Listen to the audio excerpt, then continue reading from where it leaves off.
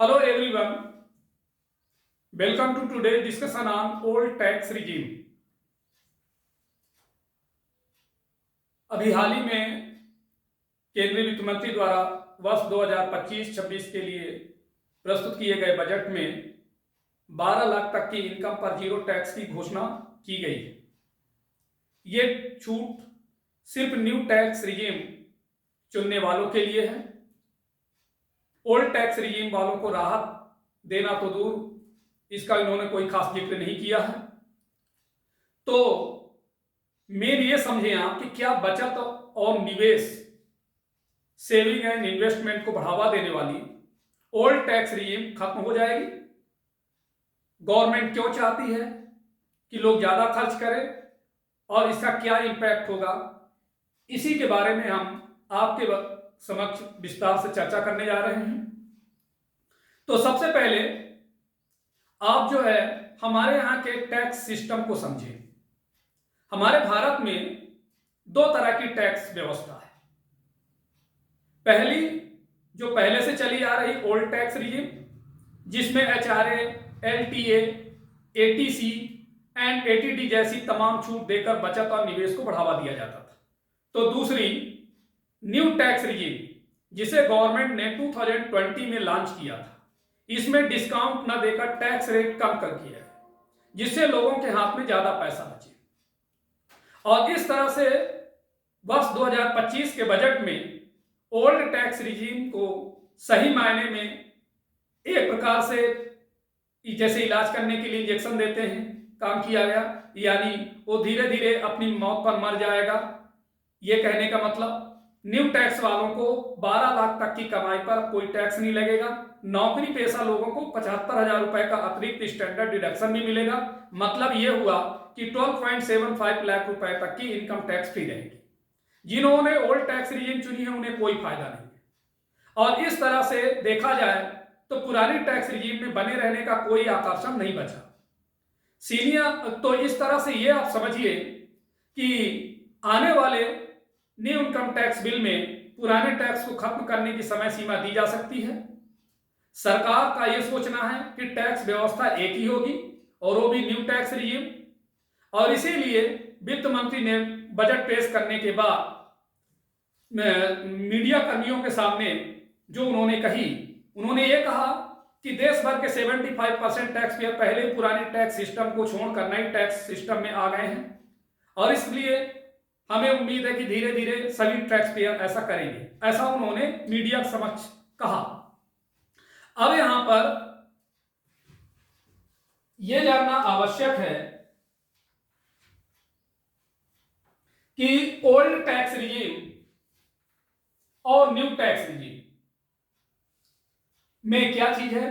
तो सबसे पहले आप यदि इधर देखें, जो ओल्ड स्लैब और न्यू स्लैब में है, तो यहां पर जैसे ओल्ड टैक्स में क्या था, पहले रुपए 2.5 लाख तक जीरो था, 2.5 लाख से 5 लाख रुपए तक के बीच में 5% टैक्स था, यानी लगभग रुपए 12,500 चुकाने पड़ते थे।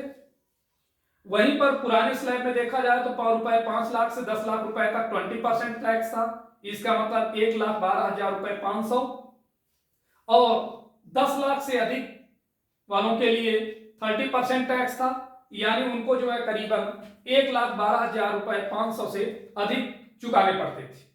और इस तरह से देखा जाए तो यदि न्यू टैक्स रिजीम में 4 से 8 लाख रुपए पर 5% टैक्स और 8 से 12 लाख पर लगने वाला 10% गवर्नमेंट सीधे माफ कर देगी। तो ये देखिए, आप चार्ट के माध्यम से समझ सकते हैं कि ओल्ड स्लैब और न्यू स्लैब में क्या है। तो देखिए, ओल्ड स्लैब में 3 लाख तक 0%, न्यू स्लैब में 0 से 4 लाख तक 0। ओल्ड स्लैब में देखिए 3 लाख टू 7 लाख में 5% रेट था। न्यू स्लैब में 4 लाख टू 8 लाख के बीच में 5%। ओल्ड स्लैब में देखें ₹7 लाख टू 10 लाख के बीच जो रेट था 10% का था। न्यू स्लैब में हो गया है ₹8 लाख टू 12 लाख के बीच 10%। फिर ओल्ड स्लैब में देखें ₹10 लाख टू 12 लाख के बीच में 15% रेट, जो कि न्यू स्लैब में ₹12 लाख से ₹16 लाख तक 15%। ओल्ड स्लैब में देखें ₹12 लाख टू 15 लाख के बीच रेट है 20% था, जो कि अब जो न्यू स्लैब में 16 लाख से ₹20 लाख तक 20% रेट हो गया है। एंड ओल्ड स्लैब में ₹15 लाख से ज्यादा के लिए 13% रेट था, जबकि न्यू स्लैब में ₹20 लाख से 24 लाख के बीच 25% और 24 लाख से ज्यादा के लिए 30% टैक्स। तो इस तरह से आप इस चार्ट के माध्यम से समझ सकते हैं। अब सवाल यह उठता है कि गवर्नमेंट ओल्ड टैक्स रिजीम क्यों खत्म करना चाहती है, इसकी क्या वजह है? इसकी पहली वजह यह है कि टैक्स स्ट्रक्चर को आसान करना। ओल्ड टैक्स रिजीम बेहद कॉम्प्लेक्स था। इसमें जो है एटीसी, एटीडी एंड एचआरए जैसी कई डिस्काउंट और कटौती का फायदा मिलता था। इसमें टैक्स पेयर्स के लिए टैक्स भरना बहुत मुश्किल और बोझिल था। गवर्नमेंट को इस रिजीम के साथ काम करने में दिक्कतें आती थी।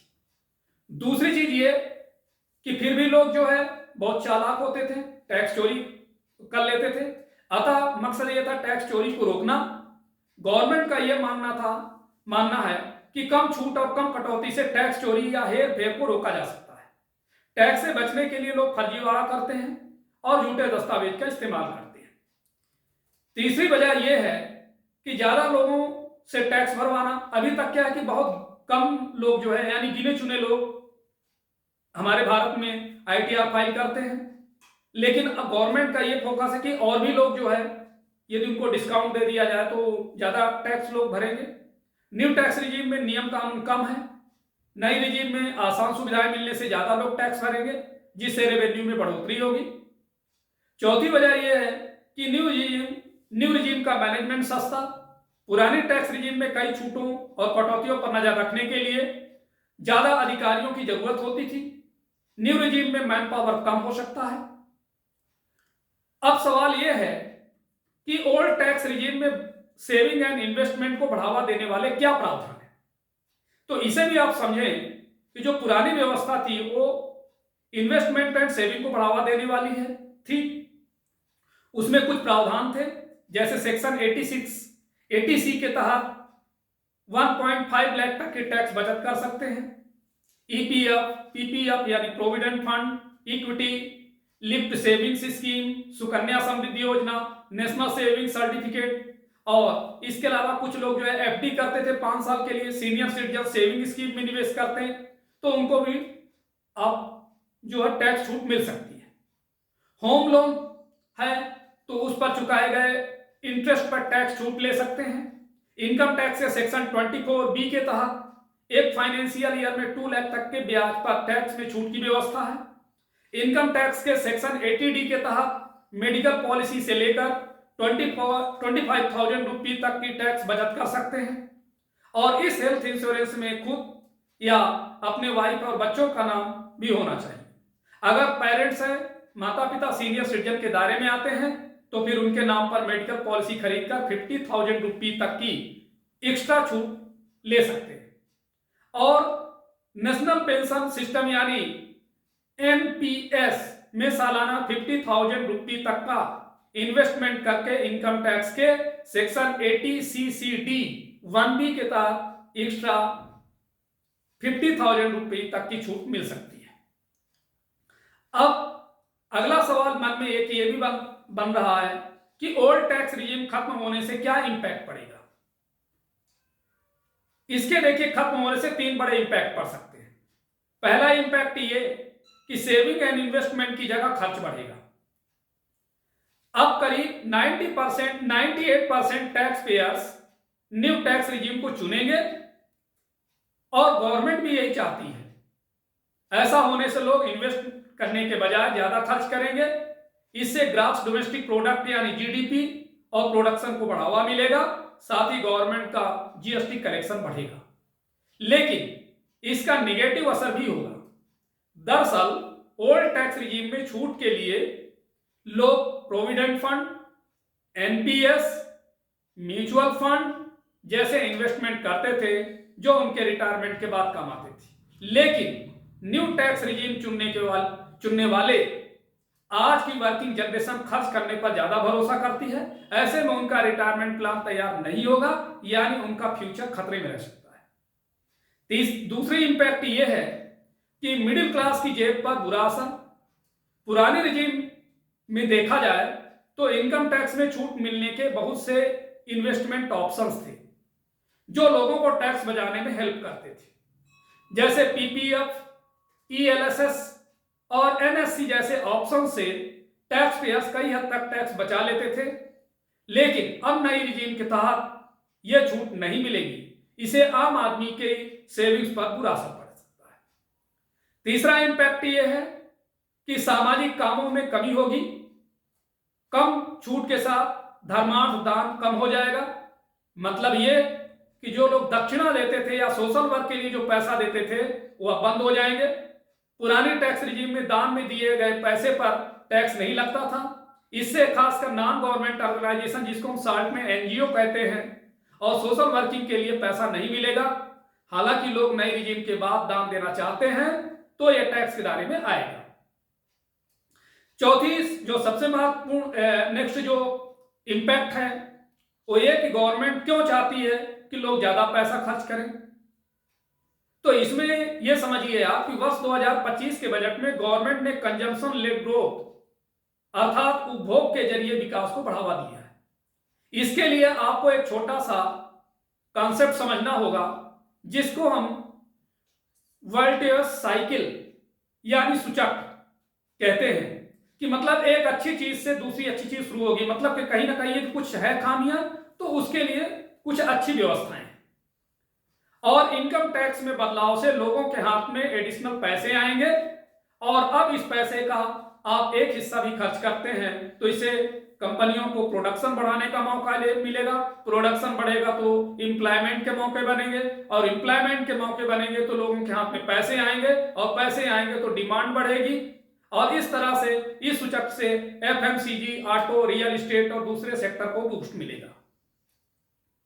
अब इसके अलावा यह भी समझना जरूरी है कि क्या अभी भी कोई ओल्ड टैक्स रिजीम चुन सकते हैं।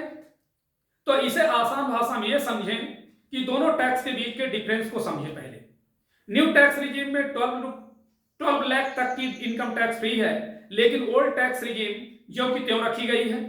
ओल्ड रिजीम में PPF, NF, NSC, life insurance और एनपीएस जैसे चीजों में इन्वेस्टमेंट करने पर टैक्स में छूट मिलती है।